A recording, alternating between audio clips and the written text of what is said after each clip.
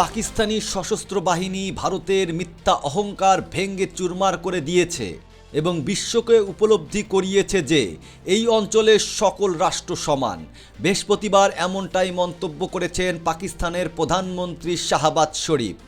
এক প্রতিবেদনে এ তথ্য জানিয়েছে পাকিস্তানি সংবাদ মাধ্যম দ্য ডন। শাহবাজ শরীফ ভারতকে আলোচনার মাধ্যমে কাশ্মীর সহ বিতর্কিত বিষয়গুলো সমাধানের জন্য আলোচনার টেবিলে বসার আহ্বান জানিয়েছেন।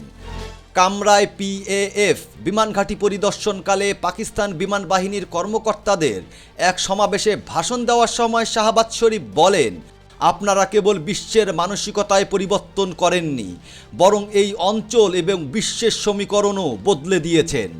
এছাড়া পরিদর্শনকালে পাকিস্তানি প্রধানমন্ত্রী গত 6 এবং 7 মে রাতে ভারতের ষষ্ঠ বিমানটি ভূপাতিতের বিষয়টি নিশ্চিত করেছেন। বিধ্বস্ত বিমানগুলোর মধ্যে 3টি রাফায়েল যুদ্ধ বিমান, একটি সুখোই Su-30, একটি MiG-29 এবং একটি মিরাজ 2000 অন্তর্ভুক্ত রয়েছে বলে জানা গেছে। তিনি বলেছেন, এটি পাকিস্তান বিমান বাহিনীর যুদ্ধ দক্ষতা এবং সশস্ত্র বাহিনীর অটল সংকল্পের প্রমাণ।